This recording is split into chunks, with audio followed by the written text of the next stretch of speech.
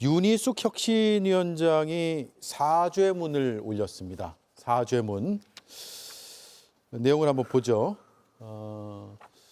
이 사죄문에서 핵심은 당 소속 대통령 부부의 전행을 바로잡지 못했다. 비상계엄에 이르게 된 것에 책임을 깊이 통감한다. 깊이 반성하고 사죄드린다. 그리고 윤석열 전 대통령 부부 전행에 대한 것을 반성하면서 절연하겠다. 그 절연을 당원에 명시하겠다라고 밝혔습니다. 어떻습니까? 진정성 있는 사과라고 보세요? 당내에서? 이제 뭐 윤희숙 혁신위원장마저도 이게 뭐 핵심안 논의한다 그러고 제시한 이 내용들이 당이 제대로 실천하고 수용하지 않는다 그러면은 이것도 용두사미로 만들어 버리면은 완전히 이제 뭐 엉망돼 버리죠. 지금도 이미 엉망돼 버렸는데 저는 뭐 또 이걸 윤희숙 혁신위원장이 이게 지금 우리 비대위하고 사전에 좀 웬만큼 논의를 하고 이런 결과물을 내는지 모르겠지만은 뭐 지금 이 내용은 이제 뭐 이미 윤석열 전 대통령은 이제 절연해내지 않으면 안 되니까 우리 당헌 당규 전문까지 윤석열 전 대통령의 12상 비상계엄의 오판이 돼서 이건 잘못된 거리고 이제 완전한 이제 절연을 하려고 하는 그런 각오는 분명히 틀림없어요. 그렇지만은 이게 오늘 이 내용을 전체적으로 보면은 사실상 핵심에 있어 가지고는 인적 청산 없는 핵심은 그거는 않고 없는 사과문 사죄문으로는 안 된다. 그런 거죠. 이게는 그런 측면에서 저는 좀 우려가 돼요. 예. 여당에서 볼 때 어떠세요? 아니 국민의힘에 우리 김성태 대표님 같이 국민 눈높이와 상식에서 이런 문제를 바라보는 분들이 계시는데 왜 윤희숙 같은 분이 저기 앉았는지 모르겠어. 제가요 기대를 가지고 좀 읽어봤어요. 예. 앞에 사죄문 1, 2, 3, 4, 5가 있어요. 다 이 5가지가 반성하고 사죄드립니다로 끝납니다. 근데 반성하고 사죄를 한다면서 어떻게 책임지겠다는 건 없어요. 누가 어떻게 책임져야 된다라는 건 없어. 이 그야말로 무책임한 사죄문인 거예요. 무책임한 사죄문. 잘못했어요. 그리고 끝. 아니 애들이 엄마 아빠한테 내놓는 뭐 반성문 사과문 선생님한테 제출하는 반성문도 저는 이렇게 잘못했고요. 앞으로 이렇게 잘할게요. 그런데 거기에 대한 분명한 책임은 있단 말이에요. 전 공부 열심히 안 했어요. 미안해요. 앞으로는 7시에는 꼬박꼬박 일어나서 뭘 할게요. 제가 썼던 반성문도 그렇게 돼 있어요. 예. 근데 이거는 지금 뭐 어떻게 된 게 무슨 책임을 지겠다는 얘기는 아무것도 없습니다. 그 다음에 있는 무슨 약속은 혁신을 약속하고 뭐 당원 중심의 정책 역량을 강화하고 허나만한 소리인 거예요. 죄송한데요, 윤희숙 혁신위원장님. 이 속빈 강정 그다음에 허황된 약속 이런 얘기 늘어놓는다고 그래서 정당이 혁신되는 게 아니에요. 국민들이 갖고 있는 낭패감, 실망감 이거 이만저만이 아니고요. 저나 우리 민주당에게 우리 민주당 뭐 이재명 후보에게 한 번도 표를 준 적이 없는 분들이다 할지라도 국민의힘을 사랑하고 보수 정치가 필요하다고 생각하는 보수적인 그 유권자분들의 의견 존중합니다. 그분들이 대한민국을 사랑하는 마음도 존중합니다.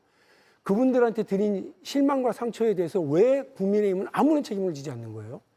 그분들이 오죽하면 투표를 포기하고 그분들이 오죽하면 차라리 민주당을 지지하겠다고 그렇게 하게 만들어요. 자기들이 자업자득을 하고 있는데 오늘 또 한 번 상처에 소금 뿌리는 일을 한 거예요. 이걸 다 지켰다고 쳐요. 그러면 우리 그 국민의힘을 사랑했던 그 유권자분들이 그 내란과 관련된 상처, 게다가 한밤중에 새벽 3시에 후보 등록하라고 공지하고 후보 교체하려고 그랬던 그런 말도 안 되는 행위와 관련된 받았던 상처 이런 것들이 회복이 돼요? 이런 일을 누가 했느냐고요.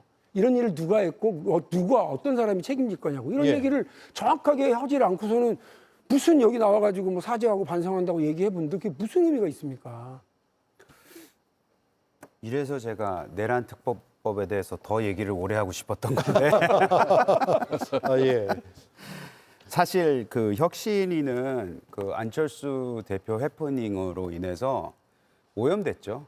오염돼서 그 누구 정권 없는 혁신이가 무슨 혁신할 수 있겠냐 이거에 대한 그 낙인이 찍혀버렸습니다. 그래서 윤희숙 원장 그 위원장이 하는 얘기가 본인은 진정성 있게 진짜 할 수도 있다고 생각을 해요. 그리고 윤희숙 위원장의 지금까지 정치 행보를 보면 충분히 그럴 수도 있다고 생각을 합니다. 근데 지금 이 얘기를 하는 과정 속에서 저는 굉장히 개인적으로는 당원의 한 명으로서는 매우 화가 나더라고요. 예. 뭐냐면 윤희숙 위원장은 여의도 연구원장으로서 4월 달에 비슷한 류의 말을 했어요. 예, 우리가 사죄한다. 우리가 막지 못했다. 계엄을. 우리가 잘못했다. 근데 또 윤희숙 위원장을 앞세워서 이 얘기를 합니다. 왜 사과하는 사람만 사과를 해야 되는 거예요? 진정으로 사과를 해야 되는 사람들은 숨어 있는 거예요. 그 요즘에 뜨는 그 언더 친윤인지 아까 말씀하셨던 김성태 대표님이 말씀하셨던 진짜 호가호위하던 숨어 있는 그 세력들, 핵심 세력들은 그 누구도 사과하지 않았습니다. 예. 그 누구도 잘못했다고 얘기하지 않고 아직까지도 자기네들이 뭘 잘못했냐는 식으로 얘기를 하고 다닌 걸로 저는 알고 있습니다. 그런 사람들이 사과해도 못마땅할 이 시점에서 윤희숙 원장을 또 앞세워서 한다는 이 당의 우리 당의 이 처신이 저는 굉장히 화를 나게 한다고 생각하고 저는 개인적인 의견이라고 말씀드렸지만 우리 당원들이 굉장히 공감을 해줄 거라고 저는 생각을 해요. 그리고 이게 결국에는 그 혁신이라는 게 국민들이 원하는 거는 제가 봤을 때 어차피 윤석열 전 대통령은 뭐 수사를 받고 있잖아요. 그건 이제 맡겨놨어요. 그건 지켜보면 됩니다. 결과를 기다리면 됩니다. 근데 그거와 함께 지금 원하는 거는 인적 쇄신이에요. 쇄신은 아무리 해도 그 앞에 인적이라는 단어가 들어가 있지 않으면 쇄신이 아닌 거예요. 우리 당원들과 우리 국민들한테는. 그걸 빼놓은 혁신은 있을 수가 없는 겁니다. 예. 그래서 제가 아까 말씀드렸던 내란 특별법이고 왜 정치보복을 하는 거에 대한 오해를 살 수 있게끔 하지 말라고 부탁을 민주당에도 드리는 이유는 이건 내부적으로 우리가 서로 간에 당내 투쟁과 토론을 통해서 만들어내야 되는 겁니다. 우리들의 숙제거든요. 그래서 여기 뭐 아시겠지만 인적 쇄신이라는 게 결국 일어날 수 있는 거는 사실 3년 후예요. 그때 어떤 세력이 당권을 쥐고 있고 어떤 세력이 그게 뭐 상향식 공천이 됐던 누가 됐던 간에 그 혁신적이고 진짜 바꿀 수 있는 사람들이 대거 나와서 그분들이 공천받고 그 우리 당의 얼굴이 되면은 그제 가서야 결국에 혁신과 쇄신이 일어났구나라는 평가를 받을 겁니다. 예. 근데 지금부터 얘기를 해야죠. 지금부터 포기하면 안 되죠. 지금 아무리 얘기해도 뭐 계란 던지기 식이 된다 하더라도 제게 계속 흔적을 남겨야 된다고 생각하기 때문에 그거는 계속 내부적으로 일어나야 되는 일이고 다시 말씀드려서 혁신이 지금 제대로 일어날 수 있겠냐? 쉽지 않죠. 그거는 인정합니다. 예. 하지만 계속 얘기를 해야 된다. 예. 그 말씀 드리겠습니다. 저도 이재용 의원님 말씀에 공감을 하는 게요. 실제 핵심적으로 반성해야 될 사람들은 숨어 있습니다. 그러니까 뒤에 팔짱 끼고 있죠. 그리고 사과하는 사람들만 실제로 사과하고 있는 것이고 아무런 정권이 없기 때문에 어떻게 책임질 것인가가 빠질 수밖에 없는 그런 상황입니다. 그리고 그 윤석열 전 대통령과 가장 가깝다고 하면서 호가호위 했던 사람들은 사실상 국회의원들이라고 볼 수 있는데 임기가 3년 남았거든요. 본인들은 사실상 그 시간만 지나가 버리고 다음에 공천 받을 때쯤이면 또 잊어버린다라는 스탠스로 일관하고 있습니다. 그러니까 무슨 혁신이 일어날 수 있겠느냐. 사실 국민의힘이 혁신을 하기 위해서는 인생 걸고 이런 혁신을 낼 수 있는 사람이 필요했었거든요. 처음에 혁신을 한다고 했을 때 그러니까 김용태 혁신안을 받았더라면 조금이라도 변모할 수 있는 기대는 했을 거라고 봅니다. 그런데 사실상 중진 의원님들이 대놓고 불편해했고 김용태 혁신안을 아예 받아들이지 않았다라는 것이죠. 그러다 보니 김용태 위원장이 결국에는 불출마 선언까지 하면서 본인은 뒤로 빠지는 상황이 연출되지 않았겠습니까? 그러다 보니 전권도 없고 혁신안만 내고 사과만 해야 되는 그런 상태가 만들어지다 보니 안철수 의원도 뭐 본인의 욕심을 챙겼다라는 평가를 받을 수 있겠지만 인적 쇄신도 못하고 정권도 없으니까 내려놓겠다. 네. 그런 판단을 할 수밖에 없는 상황이 돼버린 거죠. 예. 그래서 이번 혁신안도 아무리 사죄를 한다고 하지만 실제 책임을 질 사람들이 빠져 있기 때문에 굉장히 좀 난항 속에 빠져들 것이다. 저는 예. 그렇게 보고 있습니다. 네 분 말씀 공통적인 게 인적 청산은 반드시 전제돼야 된다라는 점인데 누굽니까? 인적 청산 그러니까 대상이. 이제 그리고 어떤 방식이어야 됩니까? 이 특히 정치파는 권력을 행사하는 그런 모든 주체들은 항상 책임을 져야 돼요. 그 예. 책임을 주는 수단은 인사입니다. 그래서 이제 가령 대통령 같은 경우도 인사가 메시지가 되는 거예요. 그러니까 벌써 이제 횟수가 3년 됐습니다만 용산 대참사가 나서 159명의 아까운 시민이 목숨을 잃었어요. 그러면 그 사건이 발생하고 사고가 발생하고 바로 수습하기 위해서는 행안부 장관이 밤낮을 안 가리고 역할을 해야 되기 때문에 그거는 수습 끝날 때까지는 그건 기다려야 하는 게 맞아요. 그러면 그 사고가 웬만큼 수습이 이루어졌다면 반드시 그 책임을 물어야 되는 거예요. 그 이상민 행안부 장관은 윤석열 전 대통령이 그냥 당신 그냥 앞으로 잘해 이렇게 위임을 시키더라도 아닙니다. 제가 도의적으로도 책임을 져야 되는 겁니다. 그게 올바른 장관이거든. 예. 근데 그런 걸 못 해가지고 하나하나 쌓여가지고 국민들의 불신은 윤석열 정권을 더 실망한 거예요. 그렇듯이 정당이라는 게 선거를 갖다 지고 더군다나 만든 대통령이 그런 오판을 해가지고 국민적 심판을 받는데 거기에 책임지는 주체가 없어. 나는 오늘 이걸 어제 윤혜숙 우리 핵심위원장이 한 이야기 중에 그 위기 극복을 위한 어떤 타개책을 이제 핵심위로 만드는 건데 대려 거꾸로 당원에게 모든 책임을 돌리는 거예요. 당원이 결정하는 그 나에게 누구를 갖다가 칼을 휘둘 권한을 주지 않았다. 그럼 지도부가 왜 만들어지고 핵심위가 왜 만들어지는 겁니까? 말에 이제 조금 저는 그렇게 이제 좀 본인은 지금 이제 안철수 의원이 핵심이 내정 상태에서 아니죠. 비대에서 의결까지 됐지만은 15분 만에 사퇴를 한 그 총궐을 벌인 것은 결국은 대한민국 정당사에 아마 길이 남을 흑역사를 쓴 야심한 새벽의 후보 교체 그 사건에 대한 인적 청산 책임을 묻겠다. 그걸 수용하지 못했기 때문에 그런 거거든요. 예. 그러면 윤희숙 지금 핵심위원장을 이 부분을 당원에게 모든 책임을 묻고 당원에게 앞으로 인적 쇄신 부분에 대한 내용도 물어보겠다. 이렇게 나오면 이거는 한마디로 책임을 당원들에게 전가하는 그 방식 이상 이하도 아닌 거죠. 네. 그래서 이런 부분에 대한 거는 저는 윤희숙 핵심위원장이 어렵게 자신도 그 핵심위원장을 수락했다면은 우리 당이 절체절명의 위기에서는 반드시 인적 쇄신에 대한 그 책임이 가장 우선된다는 걸 분명히 인식하고 예. 핵심을 해야 됩니다. 어떤 방식이 있을까요? 과거에 어땠습니까? 차기 총선 불출마 선언도 있을 수 있고요. 지금 의원직에서 사퇴하겠다라는 책임을 표명하는 뭐 제가 일부 한 있을 수 말씀만 있는데 더 드리면 이런 거예요. 2017년 박근혜 대통령이 탄핵됐을 때 사실상 친박과 비박과 당내 엄청난 분열 갈등이 있었어요.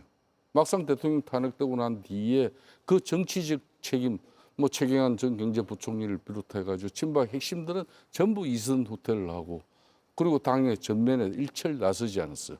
박근혜 전 대통령도 지금 윤석열 전 대통령보다는 엄청난 억울한 내용이지만 말 한마디 안 했어요. 그리고 5년 가까운 옥고를 치렀습니다. 그렇기 때문에 3년 전에 윤석열이라는 사람을 우리가 대통령을 만들 수 있었는데 그 배경에는 비박 진영에 어찌 보면 박근혜 대통령 탄핵에 앞장서지도 않은 사람들이 젊은 소장 기획파 의원들이 그 다음 총선에 불출마 선언을 해요. 예. 그게 부산의 김세연 의원, 연천 포천의 김영우 의원, 저 같은 사람. 그렇게 해서 불출마를 그런 엄청난 자적의 노력을 가지면서 지난 3년 전에 윤석열이라는 사람을 다시 대통령을 만들 수 있었는 건데 지금 국민의힘 같은 경우는 그런 어떤 책임지는 노력을 어느 누구한테도 또 책임을 갖다 묻겠다 그러면 니들이 어떻게 나한테 책임을 물어? 집단적으로 저항하고 반발해버리고 무산시켜버린다. 예.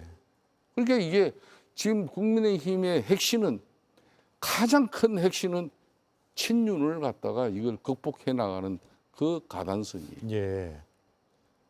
지금 국민의힘 원내에는 김성태 같은 의원이 없다. 이 말씀이네요. 아닙니다. 그건 아닌데. 가장 기초적인 게 친윤. 어제 보십시오. 여기 옆에 앉아 계시면 이재명 의원, 핵심 의원 안철수 의원이 핵심 의원인데 그 비대위에서는 이재명 의원은 안 된다는 거죠. 예. 아니 이빨은 생각하고 뭐 또 올바른 진단을 하고 처방 내릴 선수들은 그냥 싫다는 거죠. 예. 그러니까 뭐 가장 기초적인 게 방금 말씀하신 것처럼 친윤 그룹의 이손 후퇴가 있고 그 이후에 뭐 불출마 선언이라든지 후속 조치가 있을 것 같습니다. 그러나 그런 내용들이 전혀 안 나오고 있죠. 그러니까 가령 예를 들어서 조금 전에 우리가 45명의 의원들 얘기했지 않습니까? 한남동 관제에 쫓아갔던 그 사람들 데리고 갔던 사람은 있을 거 아니에요. 근데 그 사람이 누군지도 얘기하지 않고 그 사람에 대한 책임을 물을 생각하지 않고 45명 다 수사하려고 하는 거 아니야? 이건 정치보복이야. 이런 식으로 규정을 하고 정치적으로 빠져나가려고 하는, 그러니까 이 머리 쓰는 게 국민들 눈에 다 보이는 겁니다. 그러다 보니 지금 국민의 혁신안을 믿기에는 참 어려운 그런 지경까지 왔다. 저는 그렇게 평가합니다. 예. 인적 쇄신 대상을 사실 뭐 언더찐윤이라는 표현도 하고요. 뭐라 그러죠? 무대 뒤에 뭐 정확히 기억도 안 납니다. 근데 여러 표현들은 등장하는데 당내에서도 실명을 거론하는 건 굉장히 조심하는 것 같아요. 실명도 거론하실 수 있으세요? 여기선 할 필요가 없죠. 예. 네, 저는 할 필요가 없다고 생각해요. 이미 다 알고 있다고 생각을 하고요.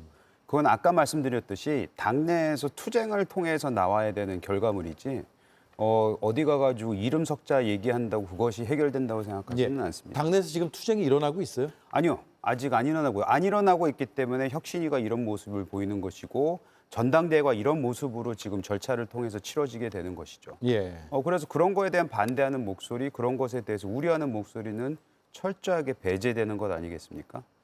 그래서 이것은 다시 말씀드리지만 지금 혁신과 개혁과 혁신이 이루어지지 않는다고 해서 포기해서는 안 된다고 생각을 해요. 지금은 뭐 굉장히 작은 세력이지만 작은 목소리일지는 모르지만 옳은 소리. 저는 상식에 대해서 얘기할 수 있는 게 이렇게 용기가 필요한지는 몰랐어요. 근데 그런 시대와 그런 타이밍은 분명히 올 겁니다. 이것이 지속됐을 때. 그리고 거기에는 저는 우리 당원들이 붙을 거라고 생각합니다. 왜냐하면 자꾸 그 국민의힘의 당원들에 대해서 폄훼하거나 이러신 분들도 있긴 하지만 저는 굉장히 대단하신 분들이라고 생각하는 게 두 사례만 말씀드릴게요. 그 누구도 가능하지 않다고 생각했던 이준석 대표를 만들어냈습니다. 조직 하나도 없었어요. 한 달 만에 그것도. 그리고 작년에 저는 한동훈 계가 아닙니다. 아니지만 비대위에서 비대위원장을 내려놓고 모든 그 책임을 이제 지워지고 그리고 나갔던 정치적으로 사망했다는 한동훈 대표를 63%로 뽑아낸 게 우리 당원들이에요. 그래서 우리 당원들은 상식적인 말과 혁신과 개혁의 변화의 그 아이콘이 될 만한 세력과 사람이 있으면 거기에 대해서 힘을 실어줍니다. 그래서 저는 그 당원들을 믿고 있는 거예요. 그 당원들을 해산하겠다 이런 거에 대해서는 화들짝 놀랄 수밖에 없는 겁니다. 그래서 예. 민주당 입장에서도 국민의힘이 계속 하락세를 보이면 꼭 좋지만은 않잖아요. 당장은 좋을 수 있죠. 근데 이제 우리 정치 전체가 망가지고 그럼 국민들에게 큰 손해니까요. 민주당이 판단하는 게 다 옳겠습니까? 민주당도 오판할 수 있고 국정을 끌어나가는 데 있어서 적절한 판단을 놓칠 때도 많겠죠. 근데 그럴 때 야당이 그렇게 하는 거 아니야? 혹은 이런 방법은 어때? 이렇게 제안해 줄 수 있고 그 제안과 목소리, 비판의 목소리가 국민들에게 설득력을 가지고 있어야 예. 저희들도 그걸 따르면서 혹은 야당을 핑계로 야당을 지렛대로 더 나은 국정 운영을 하고 국민들에게 좋은 정치를 보일 텐데 야당이 그냥 망가져서 아무런 힘도 되지 못하고 이렇게 가면 저는 당장은 좋을지 모르지만 전체적으로는 마이너스일 수밖에 없다 이렇게 생각을 예. 해요. 그래서 국민의힘이 좀 이렇게 이런 말씀 표현은 죄송하지만 정신 빨리 차렸으면 좋겠다는 거고요. 아까도 말씀드렸지만 저는 이재용 의원님 의견에 동의합니다. 국민의힘 당원들은 죄가 없습니다. 근데 그분들의 보수 정치를 사랑하는 마음, 보수 정당을 아끼는 마음은 저는 존중받아 마땅하고 그분들의 선택들은 올바른 선택들을 했던 적이 더 많거든요. 근데 그분들에게 그 상처와 실망감을 줬던 세력과 사람이 아무런 책임도 지지 않겠다고 하고 가려고 한다라고 하면 그냥 국민의힘이 제정신을 차리는 일은 불가능할 거라고 봐요. 예. 그 일을 좀 빨리 좀 벗어나고 일을 좀 바로잡을 수 있었으면 하는 응원을 드립니다. 제가 뭘 할 수 있는 게 아무것도 예. 없으니까 잘하셨으면 좋겠습니다. 예. 실제로 뭐 카운터 파트너가 있어야죠. 국정 운영을 할 때는 카운터 파트너와 때로는 싸우기도 하고 때로는 뭐 합의도 해나가면서 생각이 다른 사람들끼리 논쟁해서 만들어내는 좋은 결과물이 결국에는 그 성숙한 민주주의를 만드는 토대가 되지 않겠습니까? 그런 차원에서 국민의힘이 마치 괴멸되는 것처럼 보이는 것은 대한민국 민주주의에 바람직하지 않다고 봅니다. 그렇기 때문에 저희도 빨리 회복을 하고 올바른 방식으로 좀 정당이 바로 섰으면 좋겠다는 바람이 있습니다. 예. 어느 시점에 쇄신의 계기를 만들 수 있을까요? 당대표를 뽑는 전당대회가 가능할까요? 그 시점이면? 어떻습니까? 지금 전당대회가 8월?